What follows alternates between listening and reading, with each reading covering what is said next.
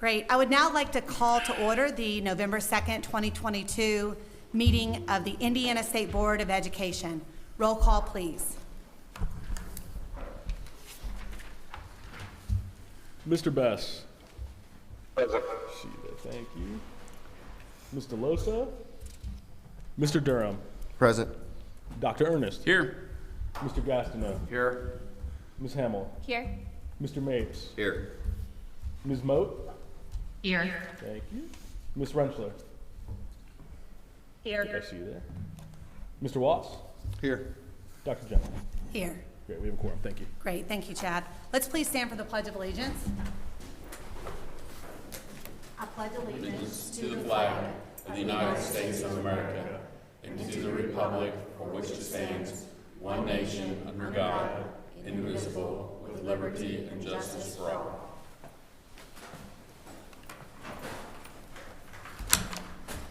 Is there a motion to approve the agenda? So moved. Second. With a motion and a second, any discussion? All in favor? Aye. Opposed? Motion carries. Is there a motion to approve the minutes from the October 5th, 2022 meeting?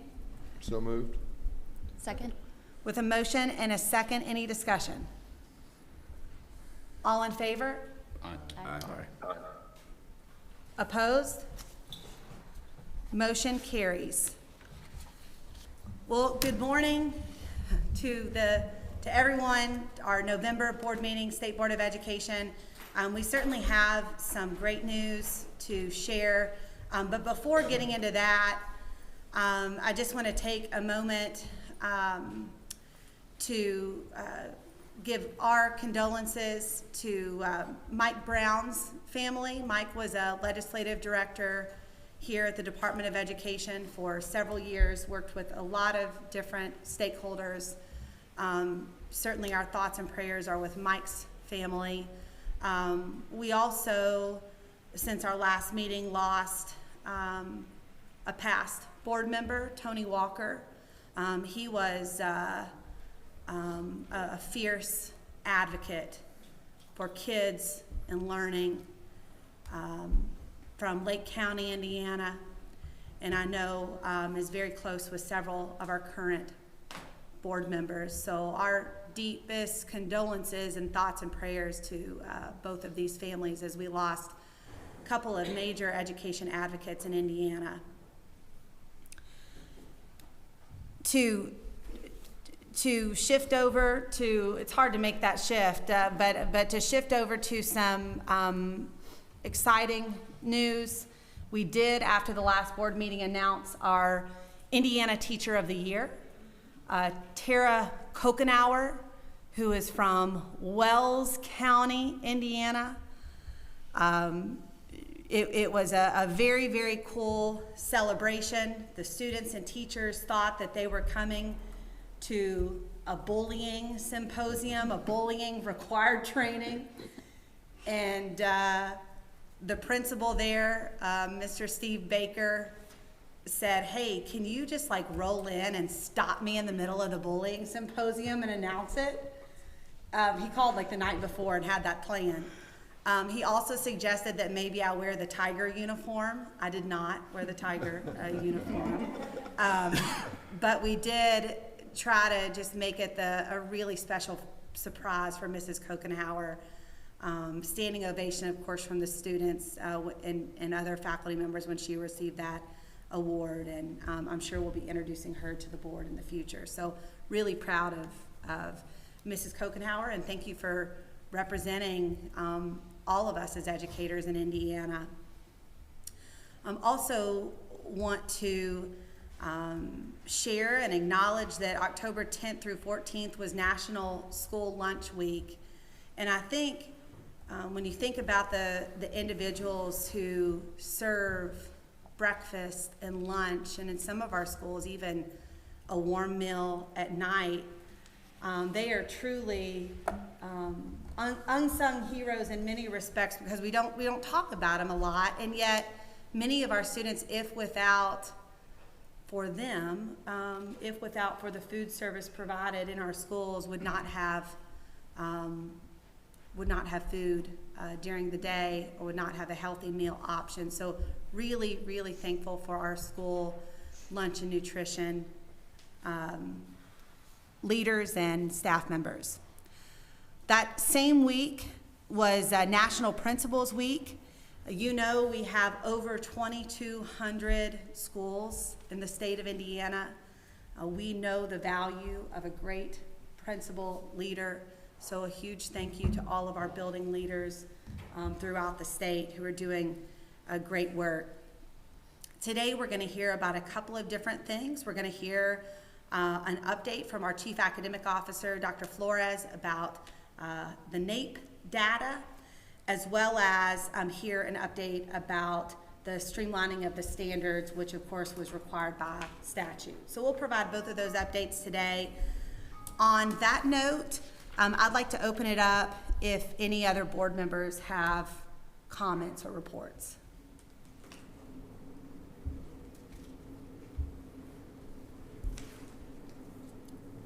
Seeing and hearing none, we'll go ahead and ask for public comment. John Gubera.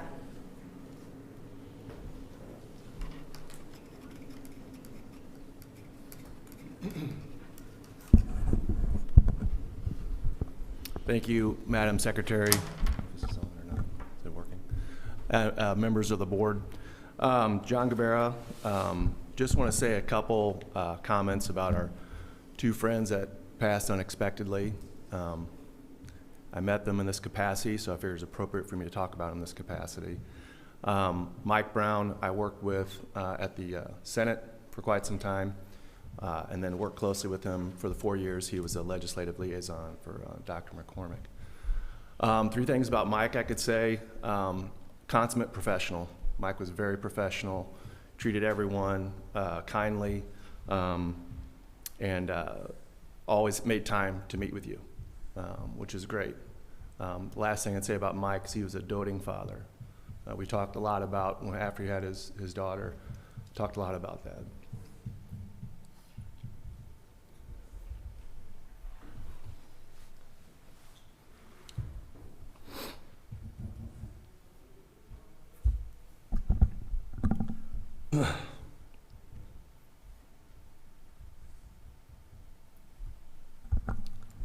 I could talk about my good friend Tony Walker for days.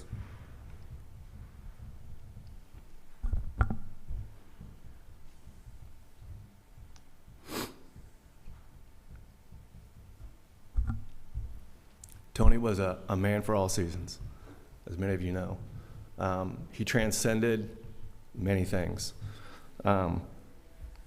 Perfect example of him being a man for all seasons is that Tony could advocate fiercely, as Madam Secretary mentioned, for Thea Bowman, 21st Century Charter, and at the same time for Gary Public Schools. Tony rejected the binary that often exists in the state around those options. He was for all of them. He was for every kid. He was for every teacher. He advocated fiercely for all of them.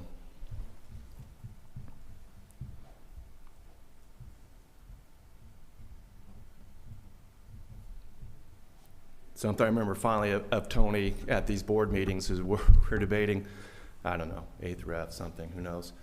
And Tony's public comments for a couple weeks in a row was about sugar. You may recall that. Tony recognized the epidemic of processed sugar and what it does to students and everyone in this country. That's a man for all seasons, right? Not just about the academics, but also the nutrition. And Tony advocated strongly about that, of addressing sugar and what it does to people. Lastly, I'd say about Tony, I'd give him the greatest compliment I could give anyone. He was curious, right? He was curious. He was curious about things. He wanted to learn about things, and he wanted to talk to people about things. And he was always curious about things. That's a man for all seasons. Gary was represented extremely well by Tony. He'll be missed by myself. He'll be missed by, I think, this board. He'll be missed by Indiana, and certainly be missed by Gary, people of Gary. So thank you, Madam Secretary, for providing me this opportunity to speak about my good friend. Thank you. Thank you, John. Those powerful words. We sure appreciate you sharing that. Kendra Johnson.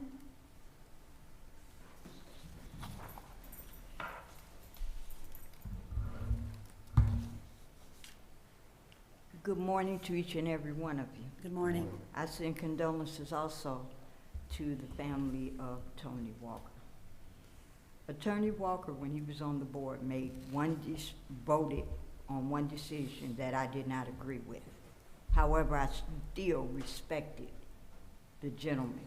And after that one decision, I noticed that he became a fierce fighter for the children of Northwest Indiana. So when it comes to our children, no matter whether they're in Northwest Indiana, Gary Hammond, whether they're in Indianapolis, LaPorte, wherever they are, we all have to fight for them. And my daughter said something on Facebook the other day that really caught my attention. People were talking about what Kanye West was doing and saying, and she said, you know what, your priorities are misplaced. All of you worried about that gentleman. How many of you have checked on your children's grades in school? How many of you have been to the school to talk to your child's teacher? How many of you have been to a parent-teacher conference? You're interested in the wrong things. Let's get our priorities together and worry about our children first and celebrities later. And when I saw that, I had to call her immediately and say, what in the world? And she said, no, Mom. When you raised us to believe that education was important. It was vital to our future. It was the big news. Well, celebrities get our interest, but they shouldn't be our priority. Our children should be our priority, no matter where they were. And I have to admit, as a mother, I was very happy to hear that. Another child shocked me also. He gave me a call and he told me, he said, Mom, I was thinking about you and how important you made education for us. Even when I thought that I wasn't smart or intelligent or anything of that sort, you wouldn't let me believe that. So, you know, if I won a lot of money, one thing I would love to do was invest in some educational program to help children who do not believe that they are intelligent or smart or can do it. Once again, that brought great joy to me because it showed as a parent that the legacy that I wanted my children to pass down was being passed down. That education is important, not just for their own, but for all. And with that being said, I wish you all a great day. Thank you for those comments and thoughts, Kendra. At this time, I would like to shift to discussion. So we will start today with NAEP discussion and then shift to our streamlining of standards. Dr. Flores is going to be on screen today. She is at a meeting. And then I know Lynn Schemmel is here as well, our Director of Assessment. So Dr. Flores, if you want to take it away. Good morning. Good morning. I appreciate the opportunity to join you today. I'm going to go ahead and pull up my slides quickly and just let me know for sure if you can see them. Dr. Flores, we might need to, can we turn the volume up just a little bit maybe? All right. Okay, I think we're good. Okay, are you able to hear me okay now? We are, yes, thank you. Okay, perfect. So this morning I want to start by sharing our recent NAEP release. This was noted publicly last week, but wanted to have the opportunity to provide the board an update and also some commentary as we reflect on these results and how they compare to some of our other data points that we've recently shared with the board as well. So as we think about NAEP, it is referred to as the nation's report card. It is typically given every 2 years. This cycle has been a little bit delayed in light of the pandemic, but it allows for us to have a comparable data point, both for our state and also as we reflect on performance across the nation as well.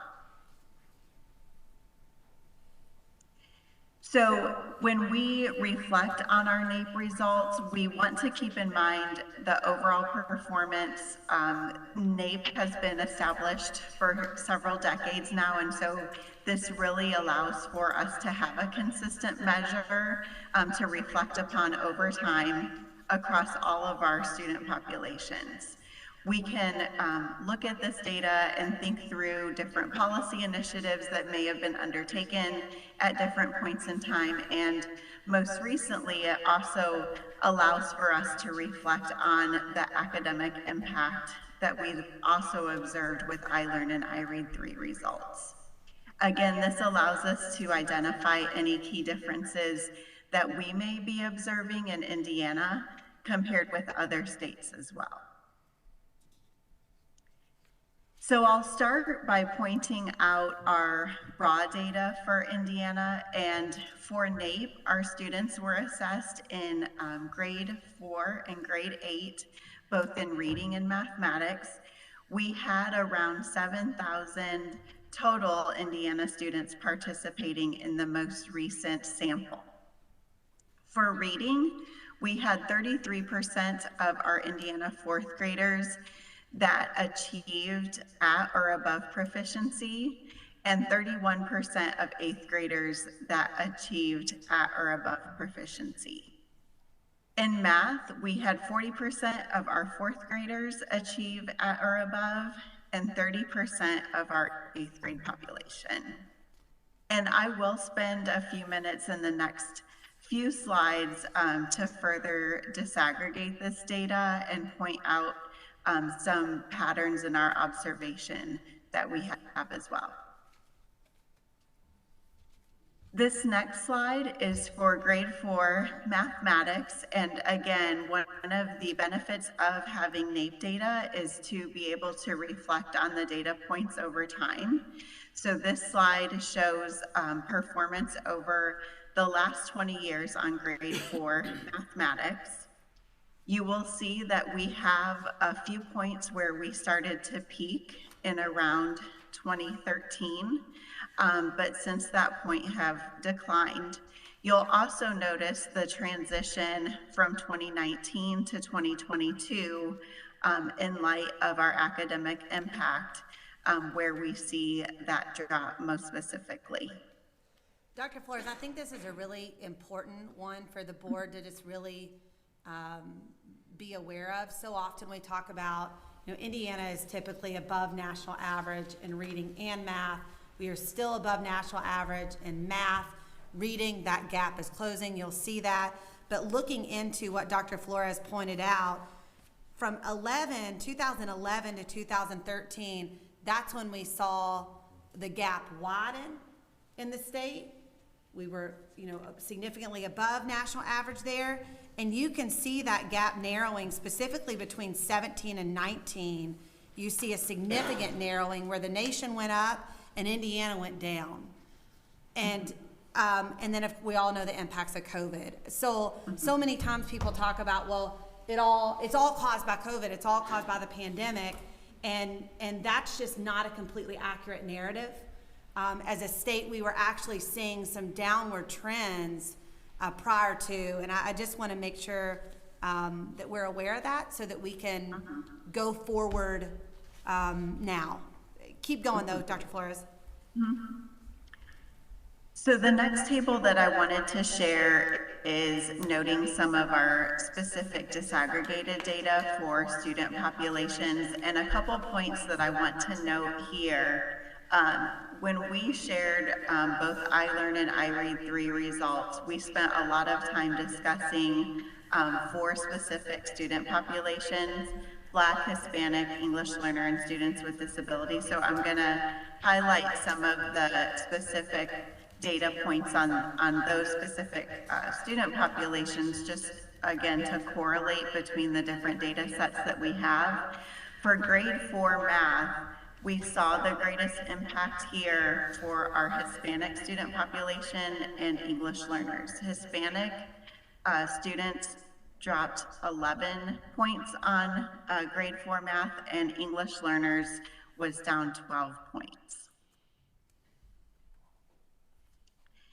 And then the last slide that I'll share on grade 4 math is when we reflect across our performance and other states, this highlights where we have a level of significance in our performance that's different than the national average. So again, we are still continuing to perform above that national average, and that's noted by that navy blue color. We're joined by 16 other states in that designation, and then you can see the others reflected as well. So you'll see sometimes certain states, we're seeing this in some of the elections right now gearing up, that they'll advertise, well, our ranking is this. So I'll tell you what Indiana's ranking is, but there's a caveat there. In 4th grade math, Indiana is ranked 8th in the nation when you look at states only, not territories. But the caveat is you can't look at that 8th just at the surface because of the statistical significance. We are looking at that Navy area, the Dr. Flores, while we might be 8th, we're about the same as 17 other jurisdictions. So 1 point either way, and it's the same. So I just wanted to clarify that for the board since it's coming up some in some national elections. We usually don't talk about Indiana's ranking publicly, but yeah, go ahead, How Pat. many students were needed in order to get a score? We go across, we got white, but no black, no Hispanic, no Asian. Was there a certain number of students that had to take the test in order for that to be registered? Dr. Flores, do you want to start with that question and then I can chime in? Yeah, so you'll notice the 2 dashes there. I may need to lean on Lynn a little bit here. Typically, that end count needs to be about 20, so if she's in the room and can confirm that for you. And so the diamond there, Lynn, giving you a 30 seconds to get your thoughts together. The diamond there is, I'm looking for the key, Pat. The key is right in the middle. The diamond is no significant change. But it's your point about the dash not available. So in Indiana, we are Asian Pacific Islander and American Indian, Alaska Native is a dash. So you're right, we did not have that data available. Is there anything that you'd want to add there, Lynn? No, that's correct. There is that certain amount, the 20 needed. Just to throw in, Dr. Flores mentioned that we had around 3,500 students participate. It was very well balanced between the 2 grade levels and then the 2 content areas, and we had 99% participation. So about 1,700 to 1,800 students is what's represented in each of these charts for us that you're seeing. Thank you. Mm-hmm. Thank you.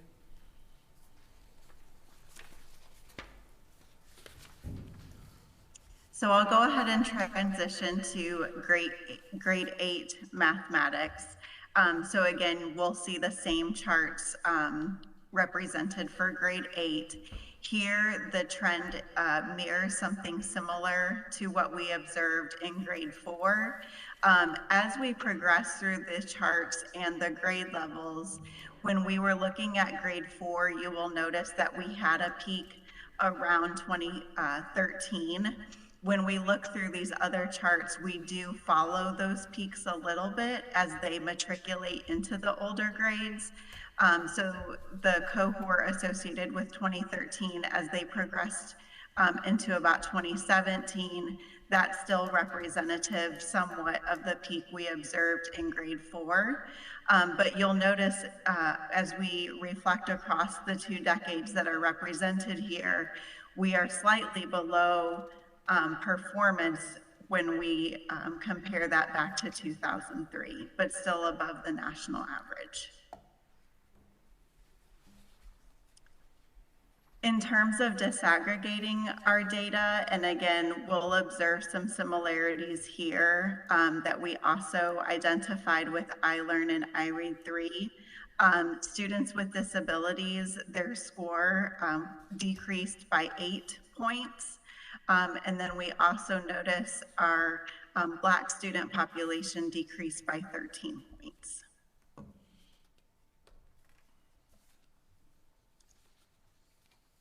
For this statewide comparison to our other national representation, we are still performing significantly higher than the national average, along with 18 other states.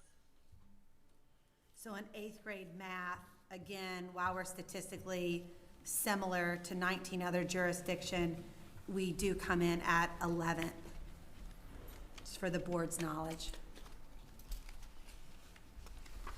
Dr. Flores? Yes. Next slide. So for grade 4 reading, again, we've had a lot of focused initiatives in the science of reading, and so this data is very important for us to reflect upon to inform some of our next steps and strategies. With grade 4 reading, again, we're seeing a downward trend. We're just above that national average of 216, Indiana being noted as 217. I think if this one right here isn't alarming because of the curve, 2011, we were moving in the right direction as a state in 4th grade reading.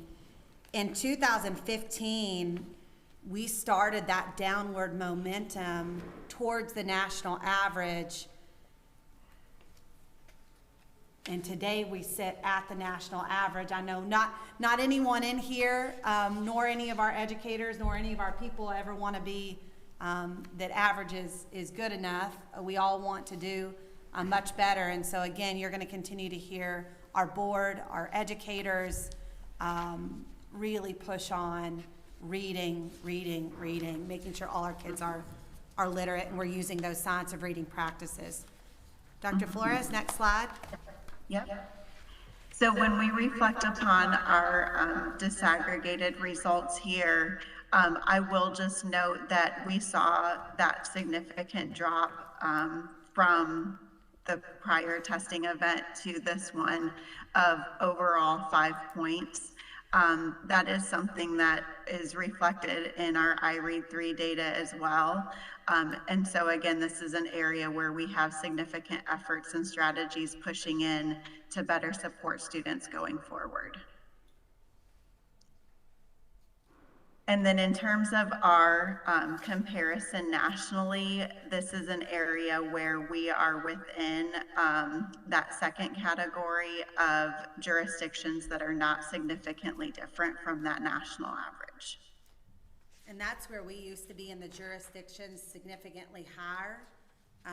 We're now at 17th if you look at it across the board. But again, statistically the same as pretty much the entire nation. So a lot of work we'll continue to lean on in the space of literacy. Thank you, Dr. Flores. Sure. Next one. And then for grade 8 mathematics, again, a similar trend with what we've observed on the other slides as well. You mean 8th grade reading? I think you said I'm sorry. 8th grade reading. Sorry, 8th grade reading. So a similar trend that we've observed here as well. In this slide, we're 2 points above that national average. Again, with that peak occurring in 2017, that is consistent with what we just observed in grade 4 math and iRead3, where we had an earlier peak around 2013, 2015. Those students have matriculated into 8th grade, and then that decrease continues. For this specific disaggregation, one area to note specifically, we've observed this in iLearn and talked a lot about it in our July release. We have a level of support that's needed for the English learner population in secondary grades. For grade 8 reading, English learners decreased 20 points. Whereas the nation increased 4. So we're looking at a 24-point spread with our English learners. And you're going to really see us leaning in on increased funding for our English learners in the upcoming session. And our data over and over as a board that we reviewed echoes why we'll be doing that. And then when we reflect on our state comparison here. Again, within reading, we are within the jurisdictions that are not significantly different. So some of our key takeaways, our largest drops occurred in 4th grade math. However, as we reflect on reading, specifically at grade 4, our scores have been declining since 2015. And when we also compare this to our current statewide assessments, iLearn and iRead3, for our specific student populations, those that I've referenced during the conversation today, their overall performance remains very low in both reading and math. So I'll pause before I transition to the next conversation. Any questions or additional thoughts? I have a question. William has a question. Yeah, go ahead, William. Great information, but I am just curious, do we know, when we're looking at the graphs and those peak years, when those peak years happened in reading and in math, do we know what practices or pedagogies were in place during that time? And what has changed? What has caused the decline? Has any research been done about that? We have not specifically conducted that level of insight quite yet. We are continuing to try to better understand some of the specific standards or areas where there may be gaps in understanding, but we haven't leaned into the specific practices or curriculum that may have been implemented during that time. Thank you. I think nearly everyone could probably make some policy assumptions as well. The state did a major literacy push. It was a huge conversation in the state around the 2011-ish time period, 11 to 11, 12, somebody can fact check me. And we saw that major push, we saw that major emphasis, we linked arms, we started to see an increase at that time. But really we're trying to look at right now, William, here's where we are based on a lot of different factors, including the pandemic. And so now we must aggressively move forward. So we've really tried to stay focused on what's ahead, although it's a really good question, and I'm sure many in the room have different thoughts and assumptions. So thank you, Dr. Flores. Any other thoughts, questions? Dr. Jenner, I just have a wonder about the grades or the moments of instruction that are most critical leading up to the results that we're seeing in 4th grade. So I think part of what I heard in William's question, in addition to like what was working really well when our performance was significantly higher and then a decline began, my wonder is, with regard to that instruction, is it learning that happens in kindergarten? Is it the foundation that's laid grades 1 through 3 that then we see the fruits of in 4th grade when we're administering the assessments? I'm curious to understand that, because I think that would lead to an interesting discussion about the pedagogies and approaches, not necessarily at 4th grade, because it seems that story is of course written by that time. When is the narrative coming together, and what do we need to better understand about those earlier grades? I understand if now's not the time for that, but I would love to learn more about it if we don't want to do that now, or we don't have the right folks available to discuss it. I think this board has really verbalized on repeat the criticalness of early literacy, just to focus on one area, to the extent that this board even identified an indicator of which we will build out in the early literacy space.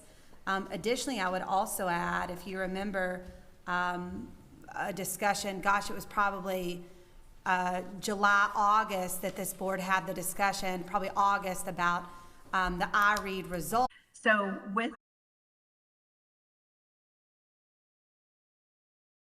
through the legislation, we are looking at content areas, English, math, history, right, our main content areas, but the legislation, are we looking at CTE standards? It's super complimentary, right? But I just, Dr. Flores, is CTE a part of the standards review? Not specifically, no. We likely, well, for sure need to take that as an action item and connect with the CTE team to make sure they're aware of this and make sure it's completely complimentary. I mean, that's a really, really good point. Yeah, Thank you. I think just working with students, you know, if they could do their business writing in their English class, but it's for an entrepreneurship program, you know, if they're starting a company or doing something, Absolutely. why are they not getting credit for that and in their English class? Absolutely. So unsiloing the learning and getting it embedded into those programs. And related to that, and this is kind of sidelined, but I always want to bring us back to this because Katie, I was with you. You visited a session I did at the CTE conference, Yeah. right? And you talked about being big and bold and dreaming and whatever, right? Yeah. And I'm big and bold and all those things, figuratively and literally, right? But how do we all? So your point is so great, because I was thinking, like, gosh, FFA does every one of those, right? Now, Yes. you all know I'm biased toward that organization. I don't apologize. Entrepreneurship does every one of those. I don't apologize for that, I right? might So, be we can biased. have a fight over who's better. We are. But it does all those things, right? So how do we, and you've heard me say this before, how do we get credit for students for things that they're doing outside of school? You know, I've brought this before, even the student, so about 6 board meetings you could go back and watch, and I talked about the student I met who works at McDonald's, and his manager there makes him the manager when he works so that he can go do other things.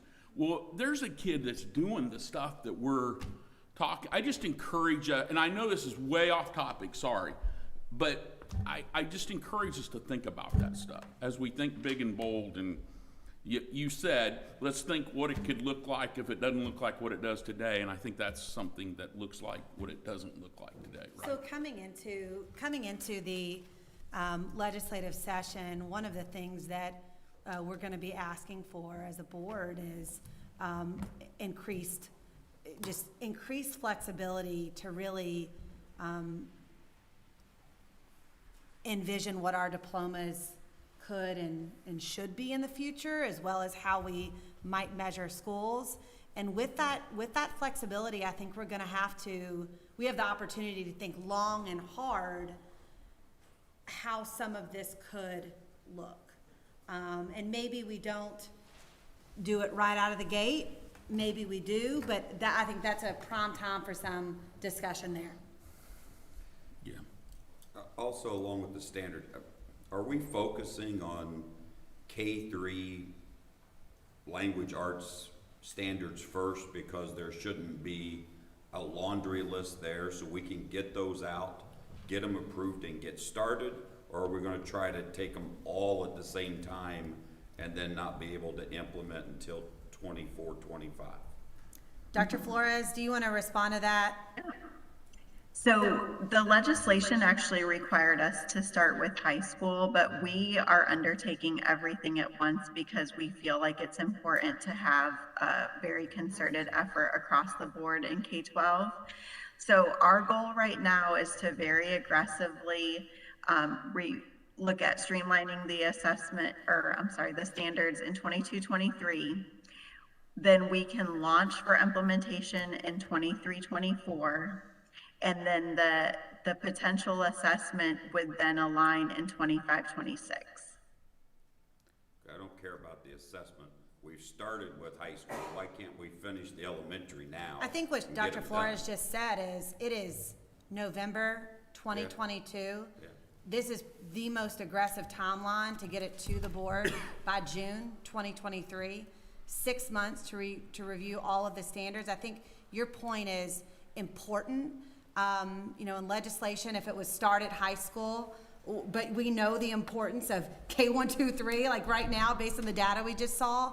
Our goal is to aggressively hit and be ready to go in June across the board. So not just start with high school, but just look at all of them and be ready to get that approved by the board in June. It is a uber aggressive timeline to do that, and we'll keep you posted how it's going. But I hear your point, for sure. It just seems as if we do these high school standards, and we got so many other things we need to get done. High schools make the pathways work. But I think my hair's on fire about literacy K3. Right. And that's, Yeah, all of it, all of our that's- hair's on fire about literacy K3, and it's one of those things, so statute requires us to start at high school. We know our hair's on fire K3. We're pushing simultaneously to get that done. the high school lifts a heavy lift, Yes, sir. probably Yes. out of everything. I mean, it just is. Yeah. I mean, as we move through the grades, we just keep adding, and I know we're supposed to be subtracting, Yeah. but, you know, we also need to go back and look at, 2010, we had the best standards in the United States. And then we screwed them up, and we added more to them with Common Core.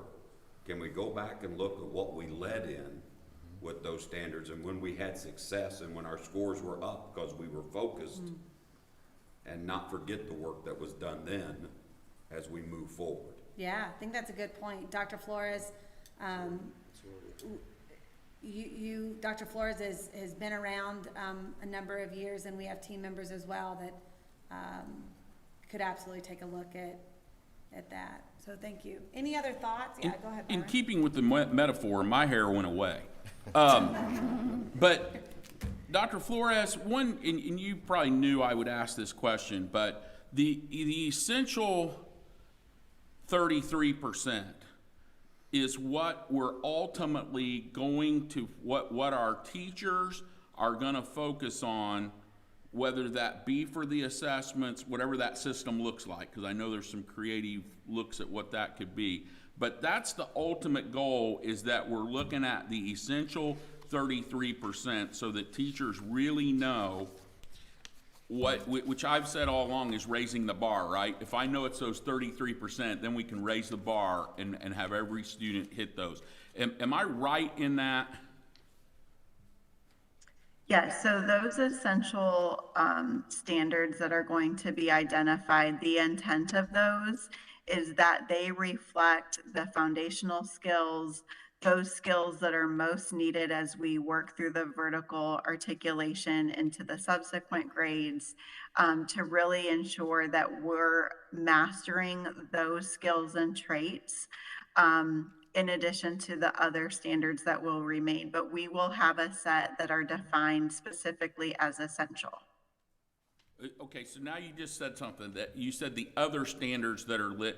So what will that look like when we're looking at whether our students are meeting the performance that we want? They're gonna have to meet both sets of those? In terms of the requirement for assessments, those have to be designed to assess the Indiana academic standards. So when we look at this fourth circle here at the end, the assessment will still have to be built upon all of the Indiana academic standards, but it may be that the blueprint is reflective and prioritizes those standards that are identified as essential. So those would be the prominent standards assessed by the test blueprint. So, and sorry, and you know, every time I'm with you, I ask these questions just so will that prioritized list, is that being reduced as well? So are we truly reducing, or are we just making a list of essentials? Am I making sense with that question? So I think so. So we start with all the standards we have in that full circle. The streamlining occurs where we'll have 75% of our standards, so a streamlining of standards. Then of this 75% circle, becomes this whole. So this is now the 75%. Of that 75%, a third of those will be deemed essential, critical, foundational standards. Okay, but as a teacher, I really still need to be worried about the 75%. As a teacher, and those of us who, in the room and listening who, and you were probably in the classroom too, when essential standards were Yep. identified in the past, you still had your list of standards. Now, it's a streamlined list of standards, a rigorous streamlined list of standards, a third of which would be deemed essential. To Dr. Flores' point, I think when it comes to, and this is down the road, as we've already talked about, but when it comes to how this might be assessed, I mean, it could be that there's an additional weight on those essential, because they matter most to a child's learning. Okay. Was that, any follow-up question there, Byron? Let's not make the assessment dictate our standards, is what I think he's trying to say. If we think this is what's most important at fourth grade language arts, we want our teachers to really focus in and hit that. If we have additional standards that if your kids master things you can get to, and it's fourth grade appropriate, then go ahead and go there. But if we're gonna change skills in the state and raise our scores, we have to look at the essential ones, and that's what we have to get really, really good at. Were you hitting I on think the that's where I am. assessment? Where I am is I don't like to. I don't think we help our teachers. Having been there, I don't think we help our teachers to have two buckets still. That I'm still kind of held to making sure. And I get that, but I haven't liked that from the very beginning as we've talked about that. I think there ought to just be one set of. This is truly what I gotta have. If I have third graders, when my third graders leave me, this is what they gotta know to be ready for fourth grade. See, I think right now we spend a lot of time with, this is what they need to know, this would be really cool if they need to know, or if they can have and then we just don't ever, I just think it's kind of a reverse thinking. And it's a subtraction thing, right? We get better by subtracting, and subtracting's hard to do, and our minds don't let us do that. I say that all the time. But how do we subtract to get to where we can truly raise the bar so that we really have them knowing, here's what we gotta know, right? What is that we gotta know? That's, I guess my thing is I still don't I think that's hard for teachers. I think we could do our teachers a big service if we say, here's what they gotta know. That's good, that's great feedback, thank you. Yeah, I would agree. And when I was in the classroom, what I did was those essential standards. So I love the fact that I don't know why any standard exists that's not essential.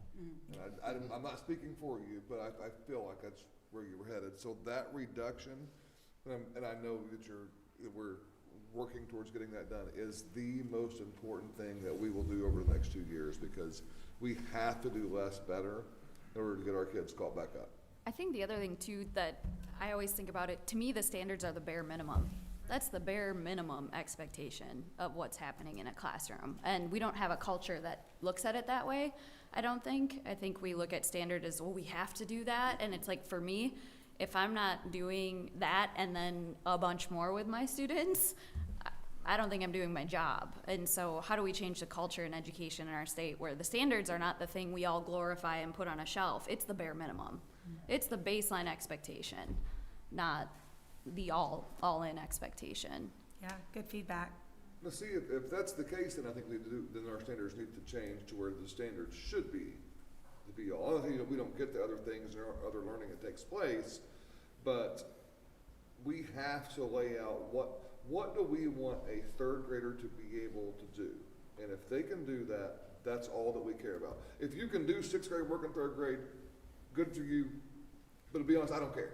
Right, but again, I want to know that you can do this, the bare and what are those the minimum of essential what you things have want to you have. to be able to do in each grade level, and that's those. I don't think there should be any standards outside of essential standards. Is where I would fall with it.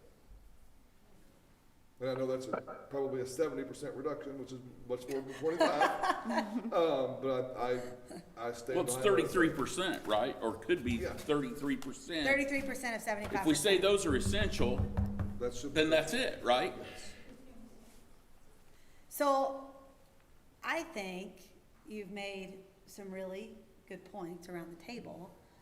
And we have committees that will be meeting to make these the most rigorous, best standards possible in the future. And if anyone would like to be a part of that process, we would eagerly welcome you. We probably all ought to in some way. Carmen's signing everyone up Well, right now. I mean, seriously, right? If we think this is, because I agree with Beach, I've said this all along, right? This is, to me, this is the game changer. Not that the science, all that other stuff is too.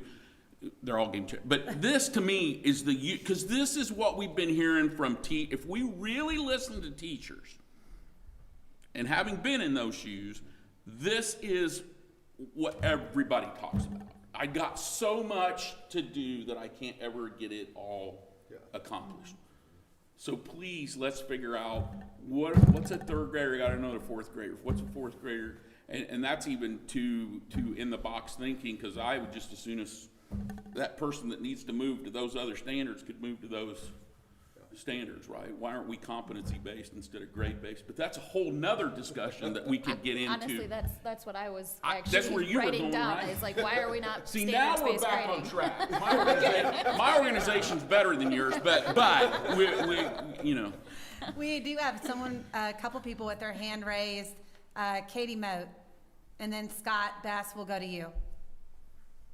Thank you, Dr. Jenner. I just wanted to kind of go back and frame out, and I totally hear and appreciate the nudge to, we're going to have committees to dig into this. But I think at the level set altitude, the policy that we create in this legislation has to signal the right table stakes, and it has to create an environment that incentivizes the behavior that we want. And that is my wonder, and going back to Iris's really great question a few minutes ago, or push, we need to, I think we have an opportunity to knit together the elective space and the core space. There is such valuable learning, particularly the relevance that students find in the elective space, that makes the core work come to life and be more meaningful. If there is separation between those two definitions of success, we will disincentivize co-teaching. We will disincentivize integration between elective and core spaces. And my strong hunch is that the more we can interconnect those courses and pedagogies and experiences that bring relevance to this content, we will see the performance on standardized testing like NAEP and others go in the direction we seek.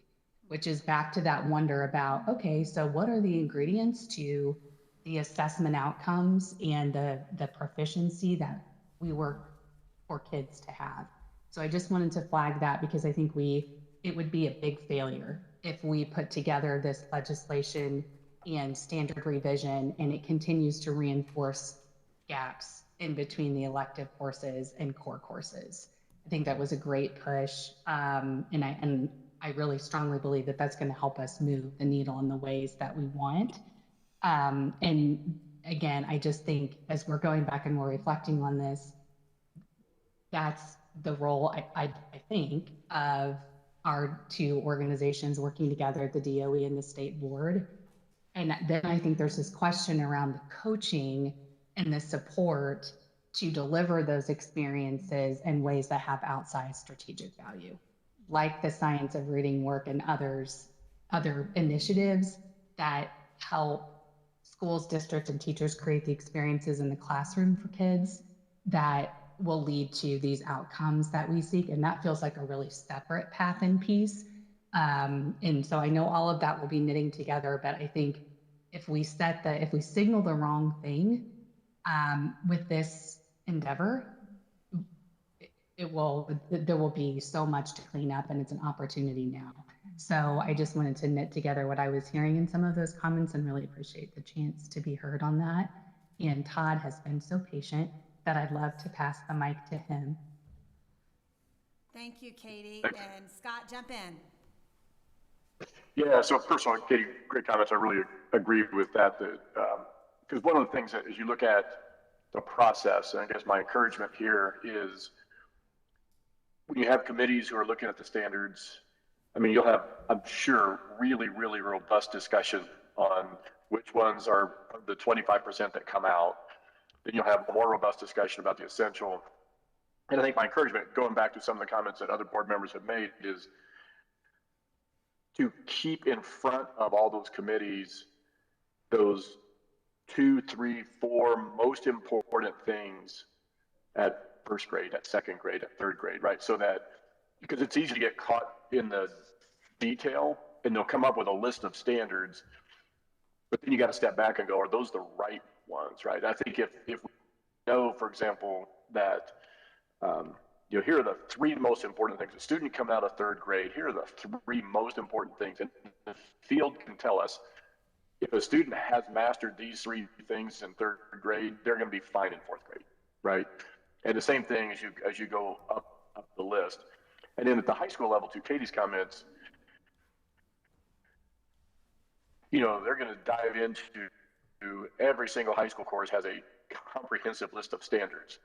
And I think if you keep those siloed, you're going to reduce them, but then you're still going to have all these separate silos of stuff and with a lot of repetition and I would really encourage, say, look, going back to the 8 essential skills, then going, what's the most important things for our high school graduates to know? And what are those, again, 5, 6 things that if they got this down, they're good. What they go to work or whether they go to college, and then doing the committee work and matching it against those to make sure that process check, right, that we're good at the end, that we really we've done what we wanted to do, because that really was the whole intent of all this legislation, was like, hey, we've got too much stuff.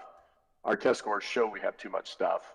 So let's get to the most important things, but let's make sure as we go through the process that all these separate committees that are working on all these different standards and at the high school of all these different courses, that we don't just whittle some down and then our assessments, 4 years from now, we're like, gosh, our assessments still show only 40% of our students are mastering this because we didn't keep the right things in. So that's my encouragement, is just to really look at those most important pieces and keep that in front of every single committee so that they've got that in mind while they're starting to work through the detail. As you were talking, just another piece of information for the board in terms of feedback that we are getting on the process. And by the way, the message heard loud and clear here. What are the most important things that must be known at each grade level? Focus, focus, focus. So I wanted just to make you all aware of some of the other feedback we're hearing, especially from some parents and families, is they see this reduction here, of which we're really focused on the streamlining, but they see that and there's concern that we would be reducing the rigor in Indiana with the reduction.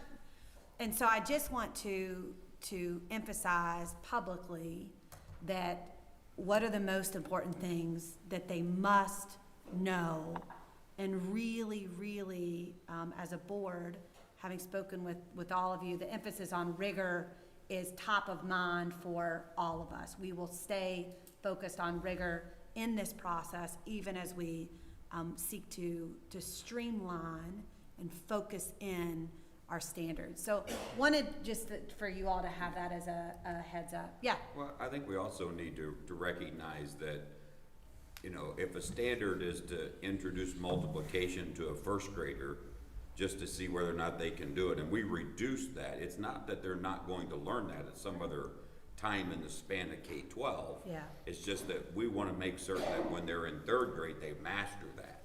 And so it may go away in grade 1, but it doesn't mean it's going away. Yeah.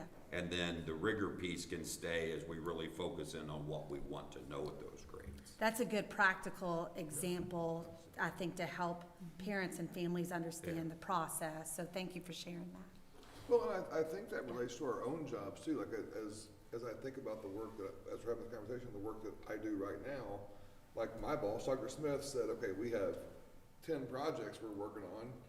You're gonna be average at all of these at best. If you try to do all 10, let's work on 3 and get those great, then we'll move to the next 3, which in our minds is a grade level sequence, as opposed to trying to boil the ocean. Let's be great at these 3 instead of just okay at 10. And I feel like that's the direction we're headed. And being great at those 3, to your point, the rigor is more intense than what it would be if it was widespread. Yeah, because you can go more deep. You can go deeper into the content. So define, because we've thrown rigor around. And I always think we need to do this. Define rigor as you see it for this project. What's that mean? Because that's an important thing for our parents to understand when we say that we're still gonna maintain rigor, right? What's that mean? Yeah, I think that's an important question that with the individuals providing that feedback, that we need to ask them specifically. What, just peeling back at what does rigor mean to you as a parent, family? Huge part of this equation will be on our committees. So I think that's a question that maybe, that I need to circle back with them when they've used that. Because we don't have a definition. Well, I would tell you, it's not only just learn it, but apply it. Exactly, yeah. Yeah. I mean, I think that's where we've missed the boat on a lot of this, is we've covered it. There's no application and no real world connection for our kids. That actually goes to what I've been writing down, just like, I know that we don't say how things have to happen, but do we look at pedagogy and what type of pedagogy style offers more rigor? And then give research on that, to schools with kind of a tell, show, do model, where the tell and the show is like 10% and the doing of the thing is, 80 to 90%. So students get shots on rep applying it, over and over again. Because I just think back in 2008, I started a school in Wisconsin, and we went through a shift to standards-based grading as well. And so these conversations were the same conversations we were having there. And when a kid can do it, and they can use it, and they can apply it, they own it. But if they're not given that chance because of the pedagogy style or the style of teaching, that they're not going to have as good a shot as the kid next door that might have a teacher that does have applied learning as the main form of practice. A lot of great conversation, feedback into the process ahead. It's major. It's very, very important, as has been discussed. Any other comments, feedback? I don't see any hands up on the screen. Yeah, I go would ahead, just DJ. say I do appreciate, as we poke and push here, please don't take this as not appreciating what an absolute monster this work is. And needed. And yeah, this is a giant. You and all we know all appreciate that. Thank you. I poke and push yeah, everyone, so- and so so I yeah, don't take appreciate that, that. yeah, I think so that makes yeah, us the better poking and the pushing. when we do that. I And think to we me, have that's, to. yeah, like that, so please, I don't want Yeah. that to be Thank you, perceived BJ. as being difficult or being unhappy with where we are. That Yeah. is not the case. We understand that this is an absolute whale, Yeah. and we understand that, we appreciate that. Yeah. And I think our question is how can we best help, Yeah. how can we best serve to make things better for kiddos? And that's all that we want to And do. the questions and comments today, to me, just set us up for greater success. There are multiple different points that I've noted, so greatly appreciate the conversation and feedback from the board members present and on the call. On that note, do we have a motion to adjourn? So moved. Second. Motion Aye. second, all in favor? Aye. We are adjourned. Thank you. Do you want to, I don't know. Are we still online?